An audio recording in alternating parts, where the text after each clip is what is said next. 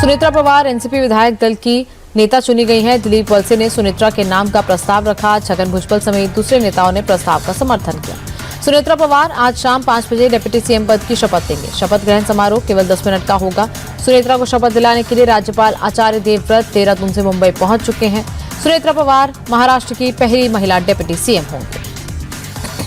महाराष्ट्र की पहली महिला डिप्टी सीएम बनने जा रही सुनेत्रा पवार ने 2024 में सक्रिय राजनीति में कदम रखा और बारामती लोकसभा सीट से चुनाव लड़ा था। इस चुनाव में उन्हें अपनी ननद सुप्रिया सुले से हार का सामना करना पड़ा।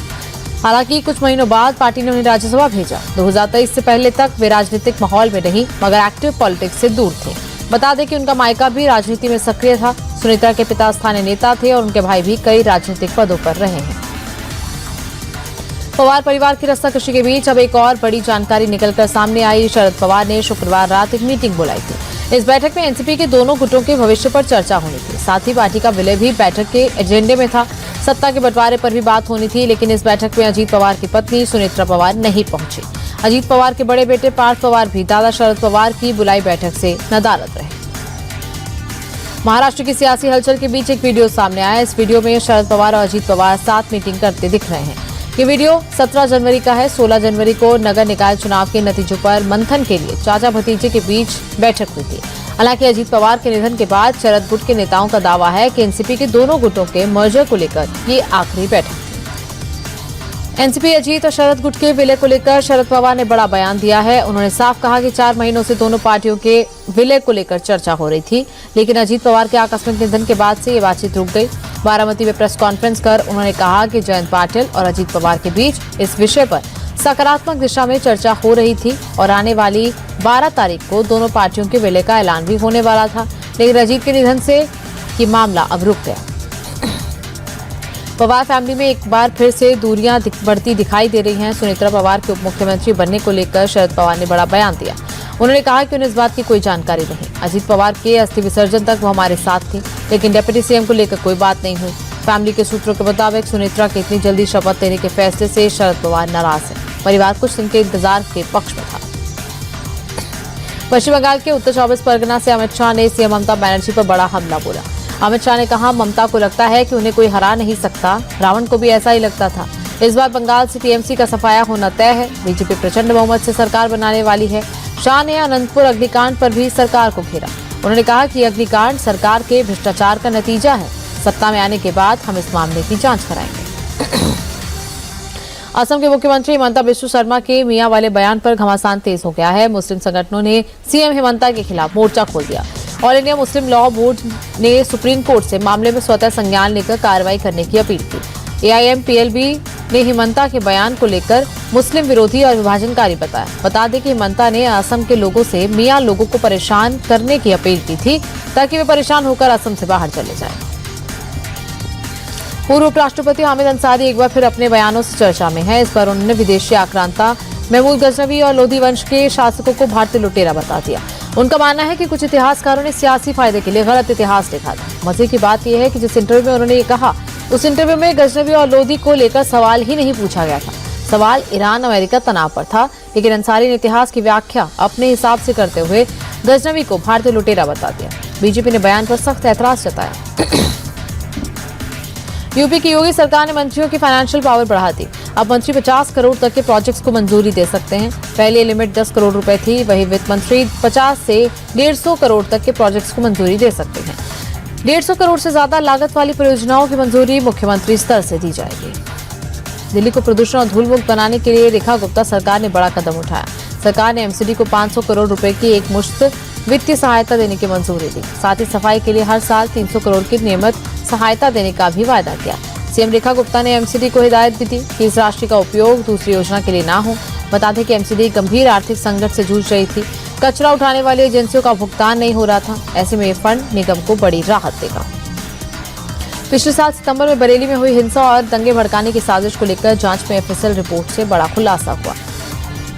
एफएसएल रिपोर्ट में पेट्रोल एसिड हमले की पुष्टि हुई। अब इस पूरी रिपोर्ट को कोर्ट में पेश किया जाएगा। ऐसे में अब हिंसा के मुख्य आरोपी मौलाना तौकीर रजा की मुश्किलें बढ़ने वाली हैं। बता दें कि बिना अनुमति के 26 सितंबर को तौकीर रजा ने विरोध प्रदर्शन बुलाया था और फिर जुमे की नमाज के बाद हिंसा भड़क गई। पुलिस वालों पर पथराव, पेट्रोल और एसिड हमले किया था। पटना के चर्चित नीट छात्रा की संदिग्ध मौत मामले की जांच अब सीबीआई करेगी। बिहार सरकार ने केंद्र सरकार को सीबीआई जांच की सिफारिश भेज दी है। सीबीआई जल्द ही मामला दर्ज कर पटना पुलिस से केस से जुड़े दस्तावेज, साक्ष्य और अब तक की जांच रिपोर्ट अपने कब्जे में लेगी। बता दें कि नीट की तैयारी करने आई छात्रा की 6 जनवरी को हॉस्टल में तबीयत बिगड़ी थी। इसके बाद उसे भर्ती कराया गया, लेकिन 11 जनवरी को इलाज के दौरान उसकी मौत हो गई। बर्फबारी के बीच जम्मू कश्मीर के किश्तवाड़ में एक बार फिर सुरक्षा बलों की आतंकियों से मुठभेड़ शुरू हो गई। ये मुठभेड़ किश्तवाड़ के डोलगाम इलाके में हो रही है। सुरक्षा बलों ने इलाके की घेराबंदी कर सर्च ऑपरेशन शुरू कर दिया। आतंकी संगठन जैश के 2 से 3 आतंकियों के छिपे होने की खबर है। बता दें कि डोलगाम इलाके से आतंकवादी 18, 22 और 24 जनवरी को भाग गए थे। जोधपुर में साध्वी प्रेम बाइसा की मौत की जांच के लिए एसआईटी का गठन किया गया। एसीपी छवि शर्मा के नेतृत्व में बनी एसआईटी में बोरानाडा थानाधिकारी शकील और साइबर एक्सपर्ट शामिल हैं। वहीं मेडिकल बोर्ड आज साध्वी प्रेम बाइसा का पोस्टमार्टम रिपोर्ट सार्वजनिक कर सकता है।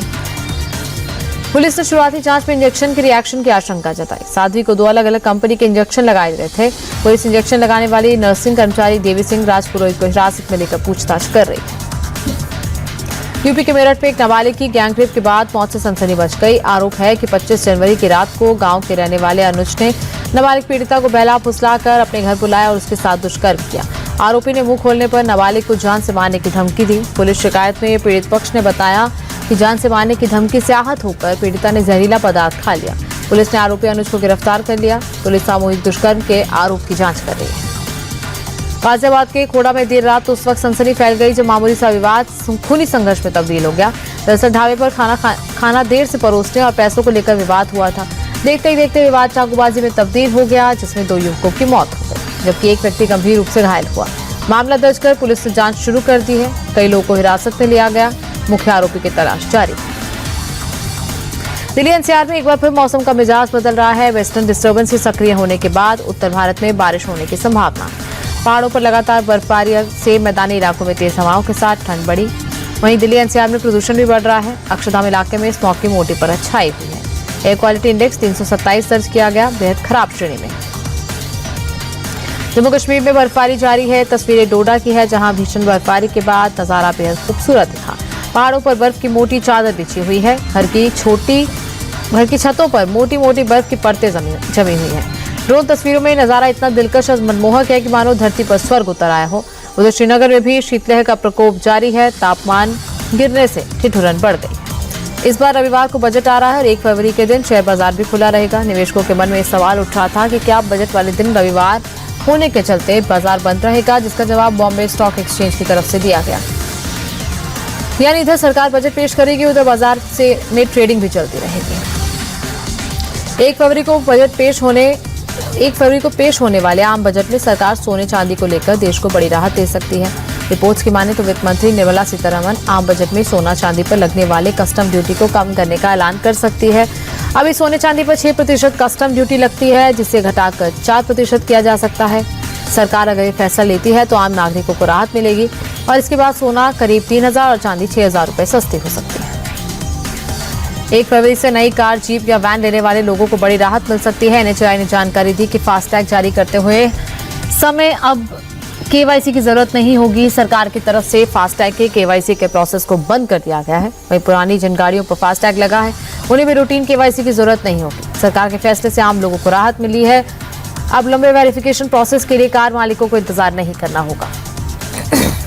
सोने चांदी के दाम में बड़ी गिरावट दर्ज की गई। चांदी की कीमत में 1,06,092 रुपए की कमी आई। इसके बाद 1 किलो चांदी का दाम 2,91,922 रुपए हो गया। तो वहीं 24 कैरेट सोने के दाम में बड़ी गिरावट दर्ज की गई। एक दिन में सोने का दाम 20,000 रुपए कम हुआ। इसके बाद 10 ग्राम सोने का भाव 1,49,075 रुपए हो गया।